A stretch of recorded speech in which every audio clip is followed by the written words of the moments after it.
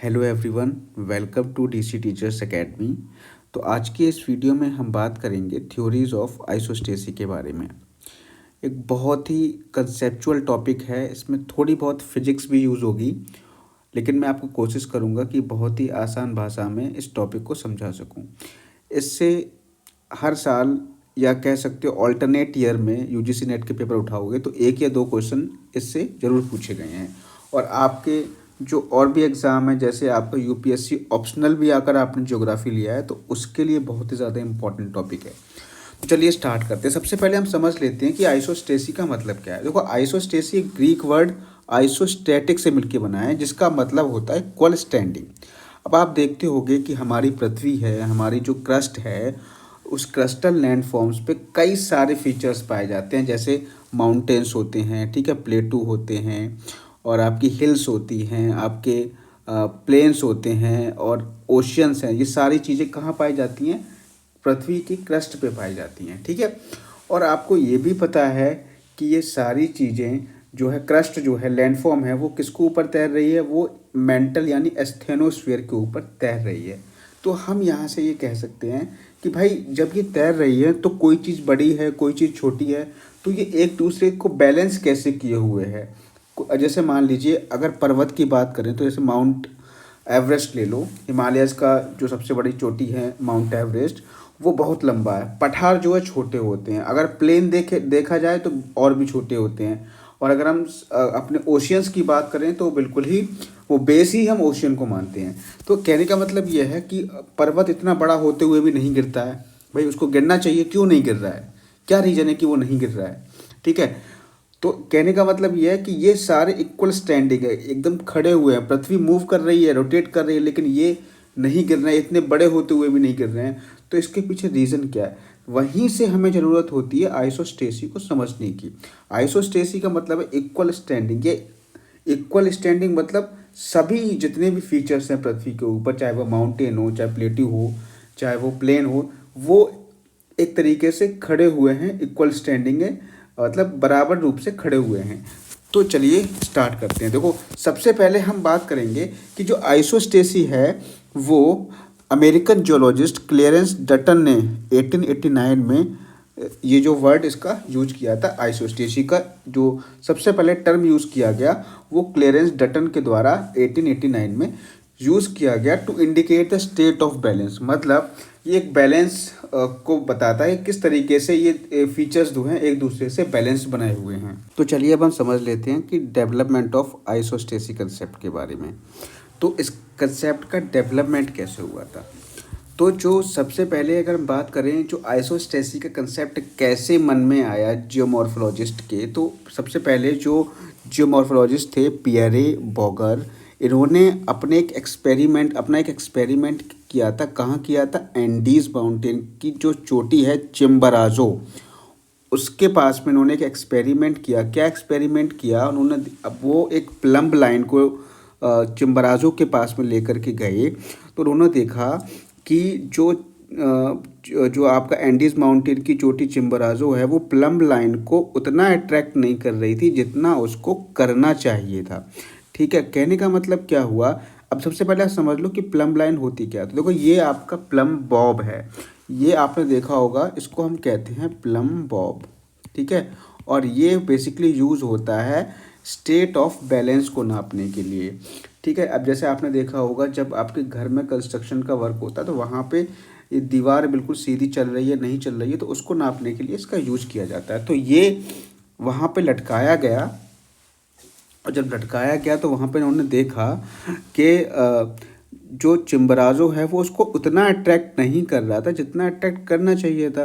क्योंकि भाई एक जो माउंटेन का मास जो है बहुत ज़्यादा होगा, और जब जिस बॉडी में मास होता है तो वो क्या करती है?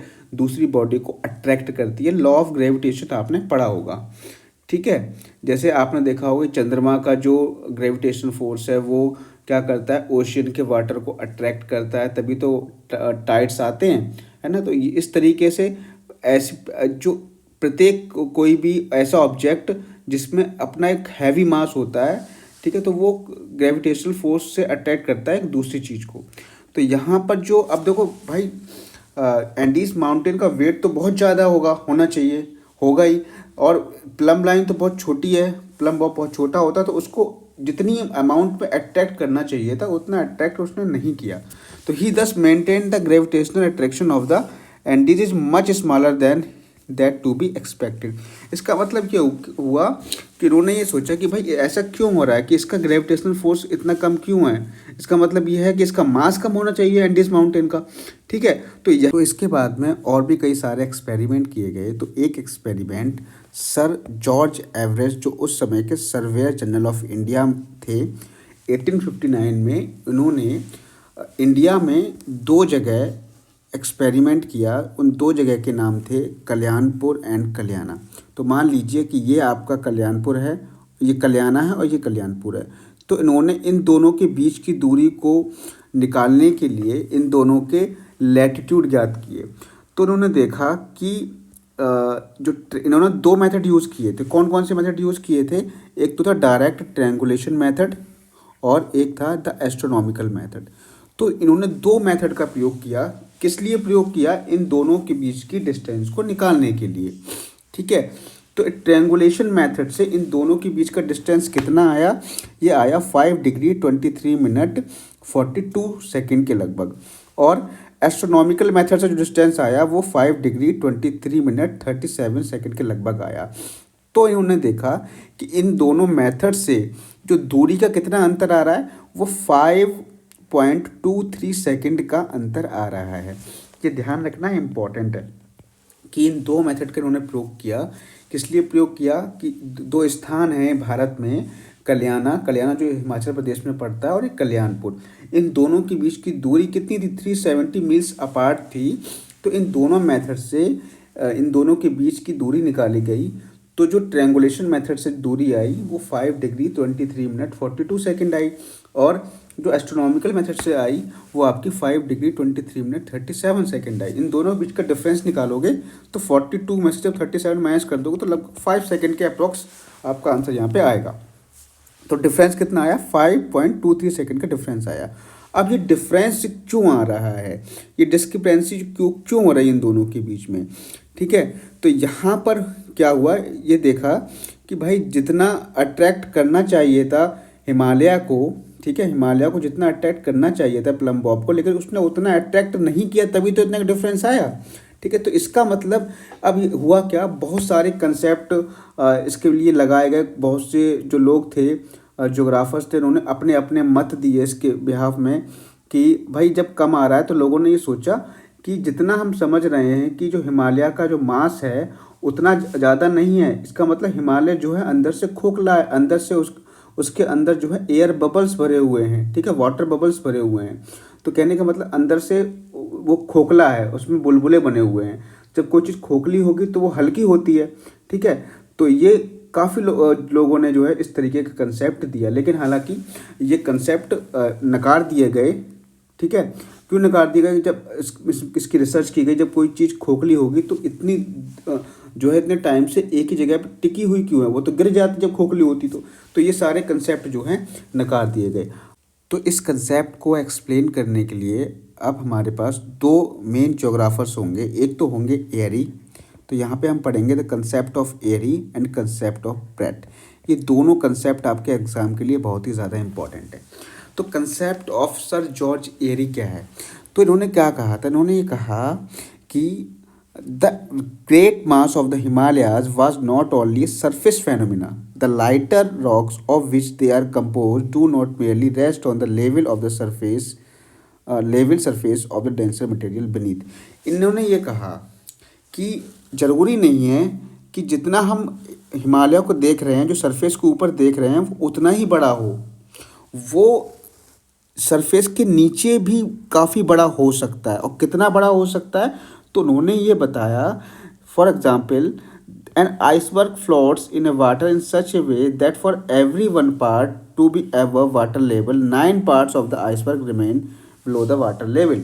तो उन्होंने ये बताया है जिस तरीके से एक आइसबर्ग जब पानी के ऊपर तैरता है तो उसका 9वां भाग नीचे होता है। मतलब अगर मान लीजिए ऊपर आइसबर्ग जो है 1 किलोमीटर ऊपर है तो लगभग 9 किलोमीटर जो है वो पानी के अंदर डूबा रहता है। मतलब 1/9 पार्ट जो होता है उसका नीचे ऊपर होता है और जो 9 पार्ट जो होता है उसका वो नीचे होता है। ठीक है, तो कहने का मतलब है उन्होंने यही कंसेप्ट ये कहा कि जो हिमालय हम ऊपर देख रहे हैं उसका लगभग 9 गुना भाग जो है वो क्रस्ट के नीचे है। और क्रस्ट के नीचे है क्या, क्रस्ट के नीचे मेंटल है, मतलब मेंटल में वो तैर रहा है, इन्होंने ये कहा। तो इस वजह से ही वो अपने बैलेंस को बनाए हुए है। देखो जो ये कंसेप्ट आया कहाँ पे, कैसे इनके माइंड में आया कि हमें ये चीज़ करनी चाहिए। तो सबसे पहले तो हुआ क्या था वास्तव में, आपको मैंने क्या बताया कि जो बॉब था, प्लम बॉब, हिमालय के पास जब ले जाया गया कल्याण और कल्याणपुर में, तो प्लम बॉब उतना ज़्यादा अट्रैक्ट नहीं हुआ जितना उसको अट्रैक्ट होना चाहिए था। तो साइंटिस्ट के जो जोग्राफर्स थे उनके माइंड में ये आया कि ये प्लम बॉब को इतना मतलब अट्रैक्ट नहीं हो रहा है, तो इसका मतलब ये है कि हिमालय अंदर से खोखला है या उसका मास कम है। अब जब मास कम है तो उसको गिर जाना चाहिए जल्दी, क्यों नहीं गिर रहा है भाई, ये बैलेंस कैसे बन रहा है। तो फिर ये यहाँ पे रिसर्च हुई, जो कंसेप्ट ऑफ एरी ने ये कहा, जो एरी साहब थे उन्होंने ये कहा कि भाई कोई भी जो है जैसे जो फीचर्स है, जैसे हमारा माउंटेन है, जितना वो ऊपर दिख रहा है उसका 9 गुना नीचे होता है, इस वजह से वो नहीं गिर रहा है, इस वजह से वो अपने बैलेंस को बनाए हुए है। ठीक है, इतनी बात हो गई। अब if we assume the average density of the crust and the substratum to be 2.67 and 3 respectively for every one part of the crust to remain above the substratum, 9 part of the crust must be in the substratum। मतलब ये कह रहे हैं कि अगर हम crust की density कितनी ले लें, 2.67 ले लें, और जो सबस्ट्रेटम जो हमारा मैग्मा होता है उसकी डेंसिटी कितनी होती है, 3 ग्राम पर सेंटीमीटर क्यूब होती है, ये 2.67 ग्राम पर सेंटीमीटर क्यूब होती है क्रस्ट की। ये आपको मैंने बताई थी जब मैंने आपको इंटीरियर ऑफ द अर्थ पढ़ाया था। तो उन्होंने ये कहा कि जो ऊपर वाला पार्ट जो दिख रहा है आपको, वो हिमालय को आप देख सकते हो, और जब उसका 9th पार्ट जो है वो सब स्टेटम में डूबा हुआ है, मतलब मेंटल में डूबा हुआ है। In other words the law of flotation demand that the ratio of freeboard to draught is 1:9। मतलब इन्होंने ये कहा कि जो फ्री बोर्ड है जो हम देख रहे हैं ऊपर, वो उसका रेशियो, और जो नीचे डूबा हुआ है उसका रेशियो 1:9 है। मतलब ऊपर दिख रहा 1 है और नीचे डूबा कितना है, 9 है। वही मैंने बताया कि ये हमारा हिमालय है, अगर ऊपर 1 है तो उसका 9वां भाग नीचे डूबा हुआ है। It may be pointed out the Airy did not mention the example of the flotation of the iceberg. मतलब कि मतलब एरी ने इस एग्जाम्पल को नहीं दिया था, ये तो हम लोग एज्यूम कर रहे हैं कि इस जिस तरीके से आइसबर्ग होता है उस तरीके से माउंटेन जो है नीचे, माउंटेन्स का 9वां भाग नीचे डूबा हुआ होता है। ठीक है, अब देखो यहाँ पे जो एरी का कंसेप्ट है वो किस पे वर्क करता है, वो वर्क करता है लॉ ऑफ फ्लोटेशन से। किस पे वर्क करता है, लॉ ऑफ फ्लोटेशन से वर्क करता है। अगर हम लॉ ऑफ फ्लोटेशन अप्लाई करें तो हम ये देखेंगे कि जो हमारा हिमालय की जो सबसे बड़ी चोटी कौन सी, जो एवरेस्ट है, वो 8,848 मीटर हाइट की है। इसका मतलब ये अगर इसका 9 टाइम्स हम देखें तो लगभग 79,632 मीटर भाग जो होगा वो उसका नीचे डूबा हुआ होगा। ठीक है, तो ये चीज़ है। इन्होंने ये कहा कि जितना हिमालय का ऊपर का मतलब भाग है उसका 9 टाइम्स नीचे होगा। मतलब अगर हिमालय की सबसे ऊंची चोटी 8,848 मीटर है, एवरेस्ट, माउंट एवरेस्ट, तो उसका लगभग 9 पार्ट यानी 79,632 मीटर नीचे डूबा हुआ होगा। ठीक है, तो ये चीज़ हो गई। अब यहाँ पे जॉली भी आए थे, जॉली ने क्या कहा था, बस जॉली ने भी इनका सपोर्ट किया, बस लेकिन रेशियो इनका क्या था, 1:8 था। मतलब 1 पार्ट ऊपर होगा तो 8 पार्ट नीचे होगा, इतनी बात समझ लो। ठीक है, अब देखो ये तो ये बात थी किसकी, एरी की। एरी ने एक चीज़ और यहाँ पे और दी थी जो बहुत ही ज़्यादा इंपॉर्टेंट है। तो उन्होंने क्या कहा, एरी ने एक इसको प्रूफ करने के लिए एक मॉडल लिया कि ये हमारे जितने भी फीचर्स हैं पृथ्वी पर वो किस तरीके से अपने आप को बैलेंस किए हुए हैं। तो मान लीजिए ये आपका माउंटेन है, ये माउंटेन है, ये आपका प्लेटू है, ठीक है, और ये आपका फॉर एग्जांपल मान लीजिए ये प्लेन्स हैं, प्लेन्स मतलब जैसे गंगेटिक प्लेन्स हो गए, और ये आपका ओशियन है, ये सी सरफेस है। ठीक है, ऐसे यहाँ पे ये माउंटेन है, ये आपका प्लेटू हो जाएगा, ये आपके प्लेन्स हो जाएंगे, और ये आपकी सी सरफेस हो जाएगी। तो मतलब आपको ये इतना देखना है, ये वाला पार्ट आपको यहाँ पर देखना है, इसका इधर वाला पार्ट आपको देखना है। आप चाहो तो इधर वाला भी देख सकते हो, इधर वाला भी देख सकते हो। अब यहाँ पर इन्होंने जो है एरी ने एक एक्सपेरिमेंट किया था।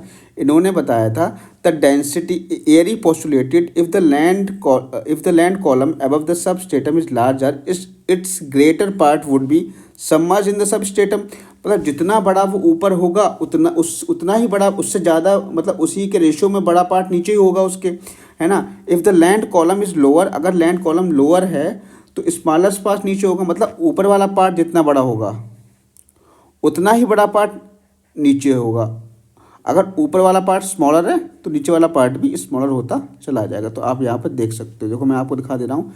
ये पार्ट अगर बड़ा है तो इसका 9 टाइम पार्ट नीचे है, ये पार्ट थोड़ा छोटा हो गया तो उतना ही छोटा पार्ट नीचे हो गया, ये पार्ट थोड़ा और बड़ा थोड़ा और छोटा हो गया तो ये पार्ट आपका और नीचे हो गया, ठीक है। तो इस तरीके से आप देख सकते हो, ये पार्ट आपका और छोटा है तो ये वाला पार्ट आपका और छोटा हो गया। मतलब ये है कि जितना बड़ा आपका कॉलम होगा ऊपर लैंड के ऊपर उतना ही बड़ा नीचे सबस्ट्रेटम में भी होगा, ठीक है।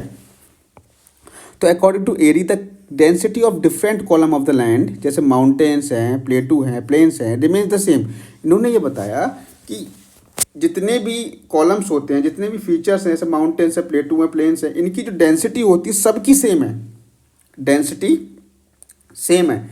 लेकिन ये नीचे की तरफ जब जाते हैं इनकी जो थिकनेस होती है, इनकी डेप्थ जो होती है वो आपकी बढ़ती जाती है, ठीक है। वो आपकी इनकी डेप्थ जो होगी वो आपकी क्या होगी, अलग अलग होगी, सॉरी बढ़ती नहीं जाएगी, वो डेप्थ जो होगी सबकी अलग अलग होगी। तो कहने का मतलब उन्होंने ये कहा था, in other word density does not change with depth. मतलब जैसे ही हम जाएंगे नीचे की तरफ डेप्थ में डेंसिटी चेंज नहीं होगी।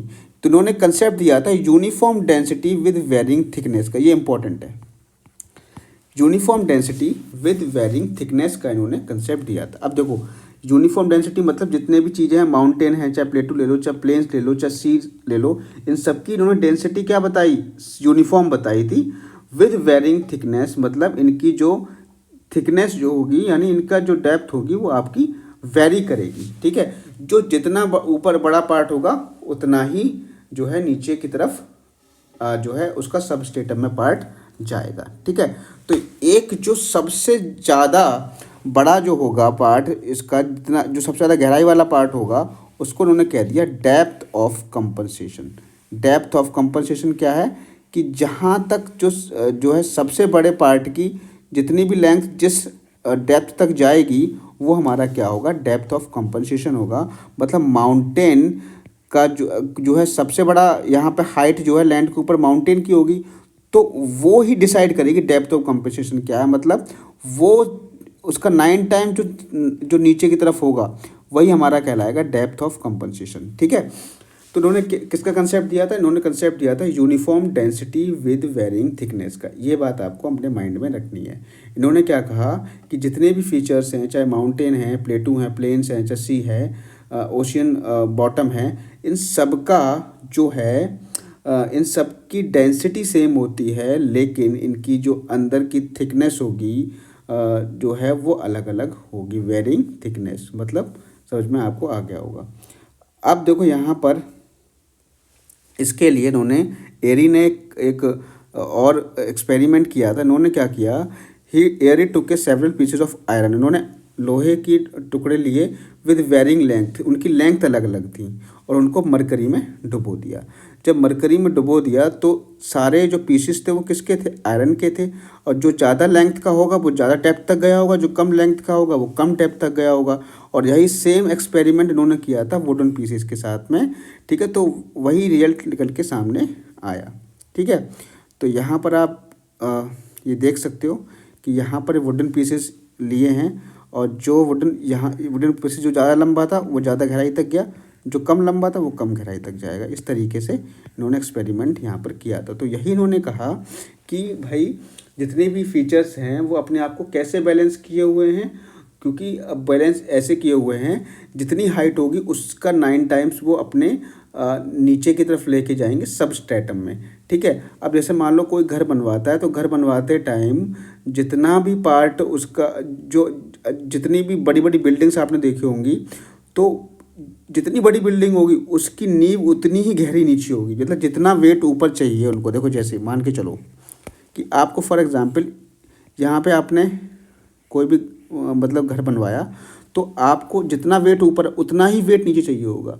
तो उतना ही वेट नीचे करने के लिए हम नींव खुदवाते हैं। तो नींव में हम देखते हो बहुत ज़्यादा यहाँ पर आपकी कंक्रीट बहुत ज़्यादा भरवाते हैं, जिससे कि नीचे का वेट जो है बराबर हो जाए किसके ऊपर के, जिससे कि बैलेंस बना रहे। ऐसे ही तो यहाँ पर हम समझ सकते हैं कि जितना हाइट लैंड के ऊपर होगी उसके 9 टाइम्स हाइट नीचे होगी, जिससे कि वो ऊपर और नीचे वाले को बैलेंस आउट कर सके। ये था कंसेप्ट ऑफ एरी। तो देखिए इसके बाद आते हैं आर्केडियन प्रैट। तो प्रैट जो थे, प्रैट ने जो कंसेप्ट दिया था वो जस्ट अपोजिट था किसका, एरी का। तो एरी जो थे इन्होंने जो कंसेप्ट दिया था, मैंने बताया था आपको, uniform density with varying thickness. मतलब जितने भी फीचर्स होंगे, चाहे वो माउंटेन हो, चाहे वो आपका प्लेट्यू हो, चाहे वो प्लेन हो, इन सब की डेंसिटी जो होगी वो आपकी सेम रहेगी। लेकिन जो इनका अंदर डूबा हुआ भाग होगा, सब स्ट्रेटम में डूबा हुआ भाग होगा, उनकी जो उसकी जो लेंथ होगी वो सबकी अलग अलग होगी। वो डिपेंड करेगी कि लैंड के ऊपर वो कितना ज़्यादा हाइट पर है। माउंटेन ज़्यादा हाइट पे होते हैं तो उनका जो गहराई होगी सब स्ट्रेटम में ज़्यादा होगी। तो यही कंसेप्ट उन्होंने दिया था और इसी तरीके से वो अपने आप को बैलेंस किए हुए हैं। ठीक है, अब यहाँ पर जो कंसेप्ट था आर्केडियन प्रैट का वो जस्ट अपोजिट था। उन्होंने ये कहा कि नहीं भाई साहब, डेंसिटी जो होगी भाई माउंटेन की अलग होगी, प्लेटू की अलग होगी, प्लेन्स की अलग होगी, डेंसिटी इन सब की अलग होगी, लेकिन इनकी जो डेप्थ होगी सब स्ट्रेटम में वो सेम होगी। तो उन्होंने जो कंसेप्ट दिया था वो दिया था कि different density with uniform depth. तो जस्ट अपोजिट कंसेप्ट दिया था किसका, एरी का। तो इन्होंने क्या कहा था कि जो आपके माउंटेन्स है उसकी डेंसिटी जो है कम होगी किससे, प्लेटू से। प्लेटू की डेंसिटी कम होगी किससे, प्लेन से। प्लेन की डेंसिटी कम होगी किससे, सी फ्लोर से। ठीक है, तो ये इन्होंने कंसेप्ट इसका दिया था। तो इन्होंने क्या कहा था, the density of the mountains is less than the density of plateau, that of the plateau is less than the density of plain, the density of the plain is less than the density of the ocean floor and so on. इसका मतलब क्या हुआ, there is a inverse relationship between the height of the reliefs and the density. तो इन्होंने कहा, क्या कहा, इन्होंने ये कहा कि जो इनवर्स रिलेशनशिप होता है किसकी, डेंसिटी और हाइट में। मतलब जितनी ज़्यादा हाइट होगी उसकी डेंसिटी उतनी कम होगी। जैसे माउंटेन्स है, माउंटेन्स की हाइट ज़्यादा होती है तो उसकी डेंसिटी जो है उतनी ही कम होगी। लेकिन वहाँ पे जो एरी का कंसेप्ट क्या था, एरी ने क्या कहा था कि जितनी ज़्यादा हाइट होगी उतनी ज़्यादा थिकनेस होगी। मतलब उनकी उतनी ज़्यादा डेप्थ होगी, जितनी ज़्यादा हाइट उतनी ज़्यादा डेप्थ। मतलब उनकी जो हाइट थी, उनके अकॉर्डिंग जो हाइट थी, height of the features, height of the mountains is directly proportional to the depth. But यहाँ पे ये कह रहे हैं प्रेट कि height of the reliefs is inversely proportional to the density. मतलब जितनी ज़्यादा हाइट होगी रिलीफ की उतनी ही कम डेंसिटी होगी उसकी। ठीक है, ये कहा किसने, प्रेट ने कहा। तो according to Pratt there is a level of compensation. वहाँ पे डेप्थ ऑफ कंपनसेशन थी, मतलब मैक्सिमम डेप्थ जहाँ तक कोई किसी भी रिलीफ की डेप्थ जा रही है, जैसे माउंटेन्स की डेप्थ जो सबसे ज़्यादा होती है, तो वही जो मैक्सिमम डेप्थ है वहाँ तक जो है उसी मैक्सिमम डेप्थ को हम डेप्थ ऑफ कंपनसेशन कह देते हैं। ठीक है, इन्होंने क्या दिया था, इन्होंने एक लेवल ऑफ कंपनसेशन कंसेप्ट दिया था, लेवल ऑफ कंपनसेशन। मतलब लेवल ऑफ कंपनसेशन वो होता है जहाँ पर जो डेंसिटीज़ होती हैं उस लेवल के नीचे, उस लेवल पे नीचे जो जितनी भी डेंसिटी होगी वो आपकी सेम रहेगी। किसी भी फीचर की डेंसिटी हो, किसी भी रिलीफ की डेंसिटी हो, वो सेम रहेगी। अभी हम बात करेंगे इसके बारे में। ठीक है, तो there is a level of compensation above which there is a variation in the density of different column of the land, but there is no change of density below this level. मतलब उसके ऊपर तो अलग रहेगी लेकिन उसके नीचे level of compensation के नीचे जो डेंसिटी रहेगी वो सबकी सेम रहेगी। मतलब कोई चेंज नहीं होगा डेंसिटी में। ठीक है, density does not change with one column but it changes from one column to another column above the level of compensation.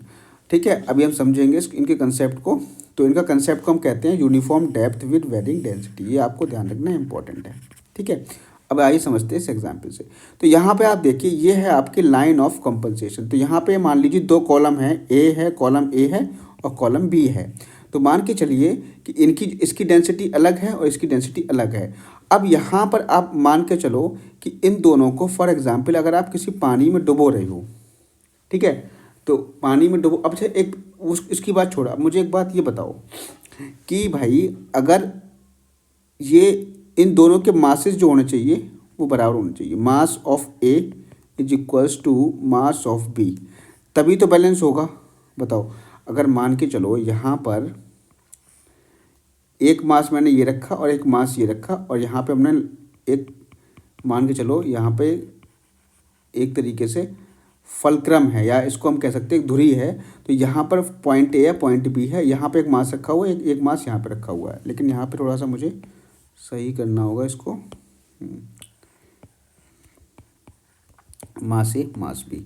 अब मुझे बताओ इन दोनों के मास बराबर हैं, तो क्या होगा, ए की डेंसिटी ज़्यादा होगी या बी की डेंसिटी ज़्यादा होगी? तो आप सब सिंपल सी बात कहोगे, सर बी की डेंसिटी जो होगी वो ज़्यादा होगी। क्यों? क्योंकि इसकी हाइट कम है, ठीक है। यहाँ पे कंसेप्ट लगता है फिजिक्स का, ठीक है। और यहाँ पे देखो, mass of A is equals to mass of B, इन दोनों के द्रव्यमान कब बराबर होंगे? जब बी की डेंसिटी ज़्यादा होगी। जब बी की डेंसिटी ज़्यादा होगी तभी तो इसका मास जो है, इसकी हाइट कम होगी, तब उस केस में मास ऑफ ए बराबर हो सकता है मास ऑफ बी के। समझ में आया ना ये बात? कंसेप्ट क्लियर हो रहा है नहीं हो रहा है? कि जिसकी डेंसिटी ज़्यादा होगी उसकी हाइट कम होगी, और जिसकी हाइट ज़्यादा होगी उसकी डेंसिटी कम होगी। तो ठीक है, तो ये आपका है लाइन ऑफ कंपनसेशन, ठीक है। अब यहाँ पर देख लो, यहाँ पर आप देखो कि इन्होंने एक एक्सपेरिमेंट किया था, कई इन्होंने मेटल लिए, एक टिन लिया, आयरन लिया, निकल, कॉपर, लेड, जिंक, ठीक है, और आपका सिल्वर, ये सारे इन्होंने मेटल्स के कॉलम लिए थे, और इनको एक तरीके से मान के चलो मरकरी या किसी भी लिक्विड में उन्होंने डुबोया। जब उन्होंने डुबोया तो उन्होंने देखा कि ये सारे जो मेटल हैं इनकी जो डेप्थ है वो सेम है, डेप्थ सेम है, और जो जहाँ पर डेप्थ सेम थी वहाँ पर इसको उन्होंने कह दिया लेवल ऑफ कंपनसेशन। मतलब यहाँ पर इसके ऊपर जो इनकी डेंसिटी होगी वो अलग होगी, लेकिन इसके नीचे जो जाएंगे तब इनकी डेंसिटी में कोई भी चेंज नहीं होगा, इनकी डेंसिटी क्या हो जाएगी, बराबर हो जाएगी। तो यहाँ पर इन्होंने ये कहा कि जितने भी मेटल हैं वो जो जितना ज़्यादा बड़ा होगा उसकी डेंसिटी उतनी ही कम होगी। यानी यहाँ पर हम देखें टिन और आयरन में किसकी डेंसिटी कम है, तो टिन की डेंसिटी यहाँ पर कम होगी, किससे? आयरन से, ठीक है। और अगर मैं पूछूं अब यहाँ से इसमें देख के बताओ कि निकल और कॉपर में किसकी डेंसिटी कम होगी, तो आप कहोगे सर जो बड़ा है, जिसकी हाइट बड़ी है उसकी डेंसिटी कम होगी। तो निकल की डेंसिटी कम होगी कॉपर से। तो उन्होंने ये कहा कि जितनी ज़्यादा हाइट होगी डेंसिटी उतनी ही कम होगी, height is inversely related to the density, ये इन्होंने इसकी बात की थी, ठीक है। तो जहाँ पर डेंसिटी सेम होती है उसको उन्होंने कह दिया था लेवल ऑफ कंपनसेशन। देखो ये यही जो डिफरेंस है, जो प्रैट का जो कंसेप्ट है, प्रैट के कंसेप्ट में एक लेवल ऑफ कंपनसेशन आता है, मतलब यूनिफॉर्म डेप्थ होती है। और यहीं पे अगर मैं बात कर लूँ किसके कंसेप्ट की, अगर मैं बात कर लूँ एरी कंसेप्ट की, तो यहाँ पर आप देखते होगे कि आपकी अलग अलग जो है डेंसिटी तो सेम है, लेकिन इनकी डेप्थ क्या है, अलग अलग है, ठीक है। तो यहाँ पर वही चीज़ बताई है। तो the Pratt concept of isostasy was related to the law of compensation and not to the law of flotation. जो उनका जो लॉ था वो जो डिपेंड था वो लॉ ऑफ फ्लोटेशन पे था, किनका, एरी का। लेकिन जो प्रैट का कंसेप्ट था वो लॉ ऑफ कंपनसेशन पे ऐड है, मतलब डिपेंड है, ठीक है। तो यहाँ पर आप देख सकते हो ये प्रैट का कंसेप्ट है, यहाँ पर डेंसिटी जो है अलग अलग होगी, ठीक है, और लेकिन डेप्थ जो है इनकी सेम रहेगी, जिसको इन्होंने कहा लेवल ऑफ कंपनसेशन। और इसके नीचे जो डेप्थ होगी वो यहाँ पर इनका जो डेंसिटी होगी वो इनकी डेंसिटी में कोई भी चेंज नहीं आएगा, ठीक है। ये इनकी बात होगी। तो यहाँ पर हम यहाँ पर कंपेरिजन समझ सकते हैं किसमें, एरी, ये है कंसेप्ट ऑफ एरी, ये है कंसेप्ट ऑफ प्रैट। इन्होंने ये जो है या ये लाइन जो है क्या हो जाएगी, लेवल ऑफ कंपनसेशन, और ये जो लाइन होगी ये डेप्थ ऑफ कंपनसेशन होगी। इन्होंने बात की थी uniform density with varying thickness, thickness यहाँ पे वेरी कर रही है आप देख सकते हो। और इन्होंने बात की थी varying density with uniform depth, ठीक। तो यहाँ पे आपको समझ में आ गया होगा कि एरी का कंसेप्ट क्या है, प्रैट का कंसेप्ट क्या है, ठीक है। तो ये चीज़ जरूर ध्यान रखना, uniform density with varying depth, और ये varying density with uniform depth, ठीक है। अब देखिए इसके बाद जो कंसेप्ट आया वो हेफोर्ड एंड बॉवी भी आए थे इसमें। तो इन्होंने क्या कहा था, इन्होंने जो है सपोर्ट किया था, किसका सपोर्ट किया था, इन्होंने सपोर्ट किया था प्रैट का। तो इन्होंने कहा था there is a inverse relationship between the height of the columns of the crust and their respective densities. इन्होंने ये कहा कि इन्होंने कहीं ना कहीं प्रैट से सहमत थे, लेकिन इन्होंने एक चीज़ ये कह दी अलग से। इन्होंने कहा कि जो लेवल ऑफ कंपनसेशन होगा वो कहाँ पे होगा, about the depth of 100 kilometre. मतलब जो है क्रस्ट से 100 किलोमीटर डेप्थ तक ही लेवल ऑफ कंपनसेशन आपको मिलेगा। ये इन्होंने एक अलग स्टेटमेंट दे दिया था, बाकी जो इनका सेम था, ये प्रैट को सपोर्ट करते थे। ठीक है, आगे बढ़ते हैं। अब देखिए इसके बाद आता है कंसेप्ट ऑफ जॉली। जो जॉली का कंसेप्ट था ये इन्होंने 1925 में दिया था। इन्होंने डिसअप्रूव कर दिया था the view of Hayford and Bowie. इन्होंने ये कहा था भाई कि जो जो हेफोर्ड एंड बॉवी इन्होंने कहा था कि लेवल ऑफ कंपनसेशन कितनी डेप्थ पे होगा, 100 किलोमीटर की डेप्थ पे होगा। ठीक है, लेवल ऑफ कंपनसेशन क्या है, यहाँ पे देखो ये है आपका लेवल ऑफ कंपनसेशन, यानी ये जो होगा कितनी डेप्थ पे होगा, 100 किलोमीटर डेप्थ पे होगा। तो उन्होंने ये कहा कि भाई 100 किलोमीटर डेप्थ पर रहना पॉसिबल ही नहीं है, क्योंकि वहाँ पर क्या होगा, वहाँ पर आपका मैग्मा होगा, और मैग्मा होगा तो वहाँ पर वो एक मॉलिक्यूल फॉर्म में होता है। मॉलिक्यूल फॉर्म में होगा तो जो भी फीचर्स नीचे की तरफ आएगा, जो भी रिलीफ नीचे की तरफ आएगा, वो उसको मेल्ट कर देगा। ठीक है, तो इन्होंने ये डिनाई कर दिया था जॉली ने इनके कंसेप्ट को। तो उन्होंने ये कहा था कि there exist a layer of 10 miles 16 kilometre thickness below a cell of uniform density. मतलब इन्होंने कहा कि जो भाई जो इन्होंने 100 किलोमीटर का कहा था, इन्होंने ये कह दिया कि ये 16 किलोमीटर का होता है। ठीक है, the density varies in this zone 10 mile thickness, मतलब 16 किलोमीटर या 10 मील का होता है। इन्होंने ये यहाँ पर बताया था। इन other words he did not believe in A level of compensation, rather he believe in A zone of compensation. इन्होंने ये कहा कि भाई कि 100 किलोमीटर तक तो हो ही नहीं सकता, क्योंकि 100 किलोमीटर पे तो भैया मैग्मा होता है, और मैग्मा क्या करेगा, मेल्ट कर देगा उस जो भी फीचर्स होगा, जो भी रिलीफ होगा। तो उन्होंने ये कहा कि भाई 100 किलोमीटर तक नहीं होता, 16 किलोमीटर तक होता है, और उनको इस चीज़ को उन्होंने जोन ऑफ कंपनसेशन नाम दिया। तो देखो यहाँ पे अगर पूछ ले जोन ऑफ कंपनसेशन किसका कंसेप्ट है, तो जॉली का है। पूछ ले लेवल ऑफ कंपनसेशन किसका कंसेप्ट है, तो वो प्रैट का है। और जब पूछ ले डेप्थ ऑफ कंपनसेशन किसका कंसेप्ट है, तो वो एरी का है। आपसे पूछ ले कि varying density with uniform thickness का, यूनिफॉर्म डेप्थ का कंसेप्ट किसने दिया था, तो प्रैट ने दिया था। आपसे ये पूछ ले uniform density with varying depth का कंसेप्ट किसने दिया था, तो एरी ने दिया था।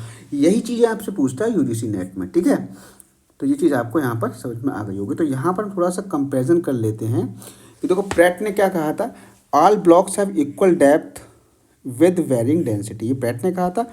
और इन्होंने क्या कहा था, equal density with varying thickness. ये डिपेंड होता है लॉ ऑफ कंपनसेशन पे, और ये बेस्ड था लॉ ऑफ फ्लोटेशन पे। ही believed in contraction of the earth in the process of origin of earth. Pratt जो बिलीव करते थे कि अर्थ का जो है कंट्रैक्शन हुआ है, कब, मतलब जब ओरिजिन हुई थी, अर्थ का ओरिजिन हुआ था, तो अर्थ का क्या हुआ था, कंट्रैक्शन हो गया था। ही believed in upstanding position was the result of expansion of earth interior after getting heated. ये बात करते हैं कि जब अर्थ हीट हो रही थी तो उसका एक्सपेंशन हुआ था। ठीक है, ये बात करते हैं कॉन्ट्रैक्शन की अर्थ की, और ये बात करते हैं एक्सपेंशन की। His concept was based on the local observation, और ये बेस्ड, इनका भी जो कंसेप्ट था ये भी आपका लोकल ऑब्जर्वेशन पर बेस्ड था। दोनों का कंसेप्ट जो है वही कल्याणपुर वाला जो हिस्सा है अपना इंडिया का, उसी पर बेस्ड था। Pratt model is use for mid oceanic ridges and Airy model used for continental topography, especially mountain ridges.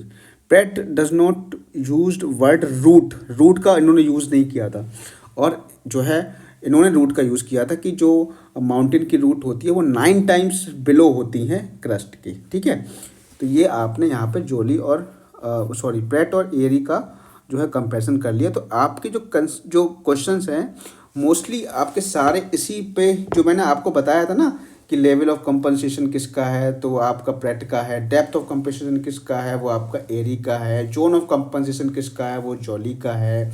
Uniform density with varying thickness किसका है, तो वो आपका वेरिंग डेप्थ किसका है, वो आपका एरी का है। और uniform depth with varying density किसका है, प्रैट का। तो यही सब चीज़ें आपसे पूछ लेता है आपके एग्जाम में। तो आज के वीडियो में सिर्फ इतना ही, मिलेंगे नेक्स्ट वीडियो में। Thank you, have a nice day.